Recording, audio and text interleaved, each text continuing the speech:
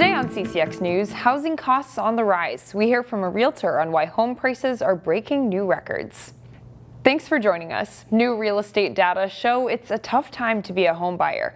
The average price of a Twin Cities home is higher than it's ever been.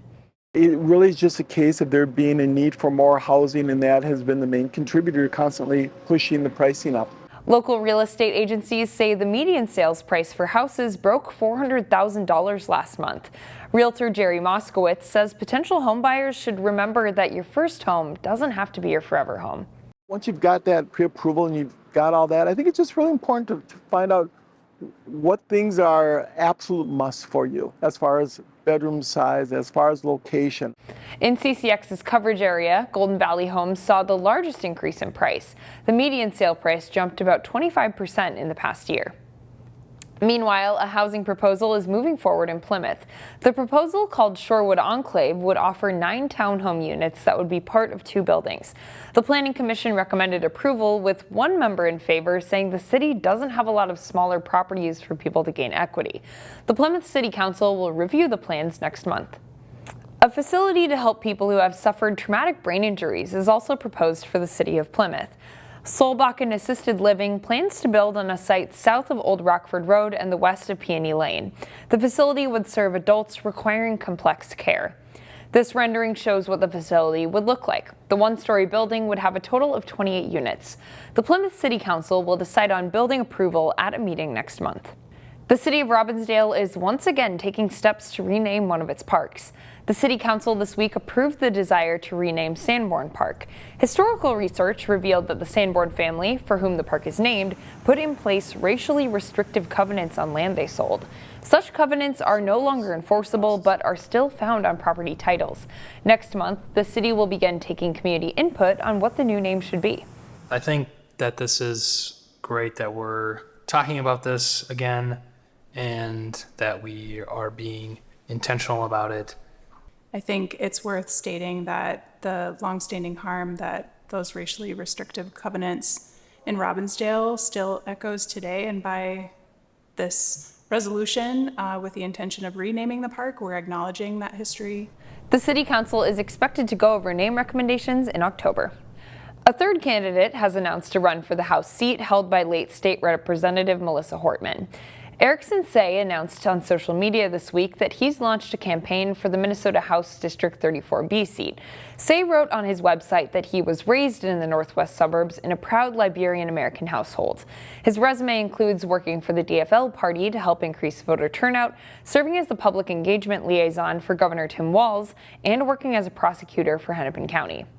The other candidates in this race include current Brooklyn Park City Council member Christian Erickson and former council member XP Lee.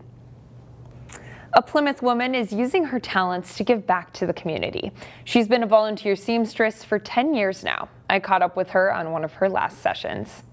Every few weeks, business as usual is interrupted with the hum of a sewing machine.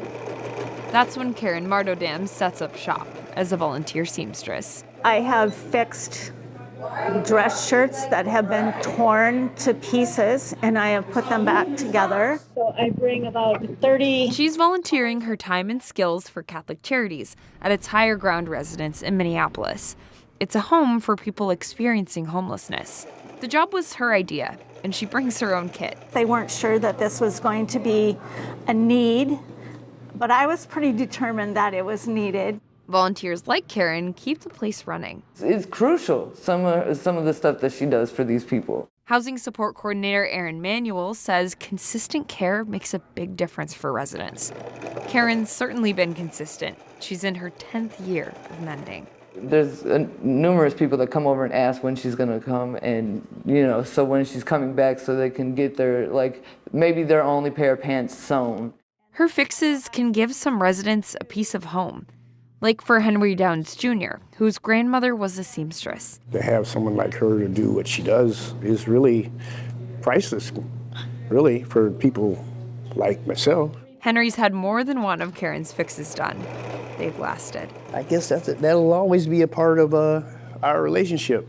When she's long gone, I'll still be carrying her with me. Carried with him, because Karen's hanging up her sewing needle soon. I wanted to do something for a population that might get overlooked a little bit.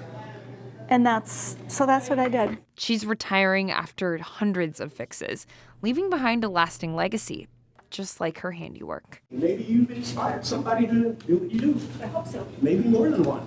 The ripple effect. Because she's made a difference, a row at a time. Karen's got a few more sewing sessions ahead before she's retiring to focus on her family.